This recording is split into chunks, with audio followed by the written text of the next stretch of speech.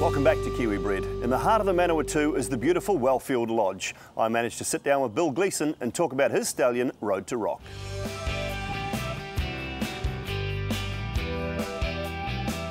Bill, Road to Rock, he's a dual Group 1 winning son of Costa del Lago. How did you get him to Wellfield?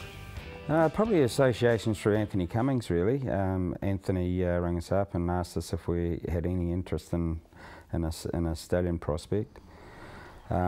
Initially I said no, because we'd just got on to Alamosa the year before, and that was a huge financial commitment, so I didn't have the appetite for another one straight away. But as it worked out, we came to terms with the guys that owned the horse, and the rest is history, I suppose. Apart from Costa del Lago, what else appeals about his pedigree?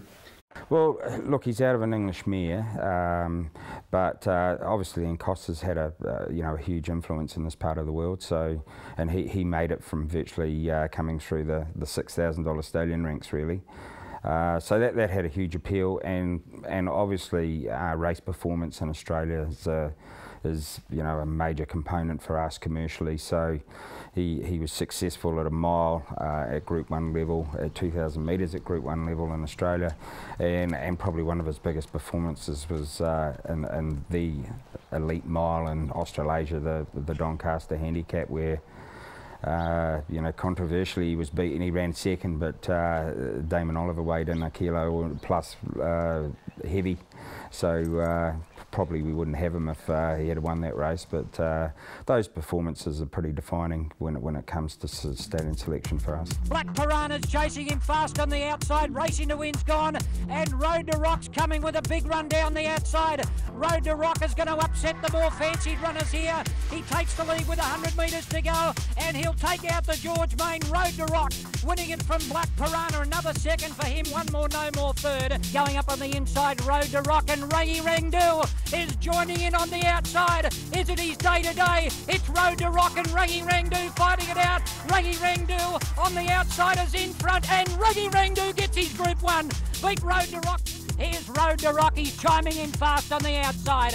Road to Rock raced up and hit the lead with Triple Honour. Road to Rock shot away. He was second in the Doncaster. He weighed in overweight, but he's got the cash today. And Road to Rock comes in to win it. Beat Triple Honour, third home Monaco Consul. When he first came here, he was a boy, and he was ready to go to stud. I think probably sort of 4 or 5 months prior to arriving here, so he had a few races going through where he probably turned the corner. But yeah, look, he settled in quickly, and he's got a great attitude now, and we were really pleased to have him. Again, you go back to the way he's been handled, and your stallion master's done a terrific job with him. Yeah, Dean, look, he was an interesting horse when he first came here. He was pretty full of himself, and he possibly could have gone one or two ways, been difficult or tractable. But look, full marks to Dean. He did a fantastic job. He just talked to him, and he'd control him with his voice, and he really taught him how to serve, taught him to enjoy it, and as a result, we've got a wonderful stallion to work with now at Wellfield. 92 mares in his first season. What's attractive for the breeders? Look, we had a number of individual breeders to him, but we've also got a couple of large breeders. Obviously Wellfield's one of the largest shareholders. Pencaro's another large shareholder. They own quite a chunk of the horse. And Greg Tomlinson, who's just made big headlines with Jimmy Shue, he's another large shareholder of the horse. So we've got 3 main shareholders, and then a number of single shareholders. So we've got a fantastic syndicate behind the horse. Looking forward to Karaka 2013. What are you excited about taking there? Look, the good thing about both our commercial stallions, Alamosa and Road to Rock, obviously, is that they've attracted a number of well-pedigreed mares, and we're going to have a good representation in the premier sales with Road to Rock, like we did with Alamosa. So he's going to have a good presence in K1 and K2, and potentially in some of the Australian sales as well. And a sign of the economy, I guess. You have dropped his price from 12,500 last year down to 10,000. Yeah, he's in his third year now, so you know, we just need to put profit back into the breeders bank account so that they can continue on. I think a lot of the studs are realising now that a lot of the smaller breeders have fallen by the wayside because they're finding it difficult to compete. And so we want to rectify that at Wellfield and say, hey, if you come here, you can breed a nice horse.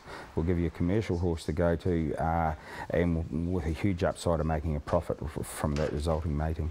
I would like to say to all the breeders, I mean, we're domiciled in Palmerston North. We're not in what is seen as the main throng of the breeding area in Cambridge and Matamata now. So I would say to the breeders, please come and see these horses. You're really missing out on some exceptional opportunities with these two horses.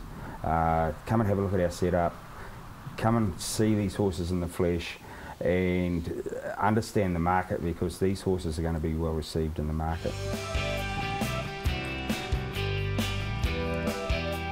And like Bill says, I can certainly recommend a visit to Wellfield Lodge. This week's Pedigree of the Week, we take a look at Fay Fay, the son of Falkirk and the 2012 Hong Kong Derby winner.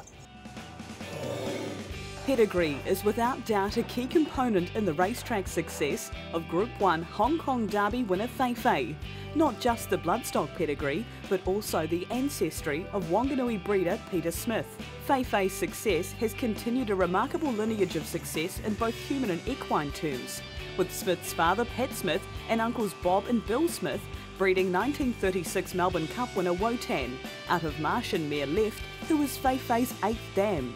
Left was a cheap buy for the Smith brothers, but she has left an indelible mark on the New Zealand stud book. Firstly is the dam of Wotan and his half-brothers Gain Carrington, a Caulfield Cup and All Stakes winner, and Peter Jackson, a Moonee Valley Cup and New Zealand St Ledger winner. Left had just one filly foal, a sister to Wotan named Crimehold, who in turn produced just one filly, Glamour Girl. But her legacy includes Group 1 Golden Slipper winner Courtsa and her son O'Reilly, a New Zealand Horse of the Year and Champion sire, as well as Group 1 winners Our Pompey, Capchat and now Fay Fay. Peter Smith and his wife Barbara have continued to breed from the family, selling their colts and keeping their fillies to race and breed from. Their broodmare band currently numbering about 15. Fay Fay, prepared by John Size, was the 6th New Zealand bred winner of the Hong Kong Derby in the past 9 years. This week's Pedigree of the Week is brought to you by Dunstan Horse Feeds. That's all we've got time for this week. Next week we go to Pencarrow Stud and talk to Leon Casey, and we take a closer look at the Oak Stud broodmare band. We look forward to your company then.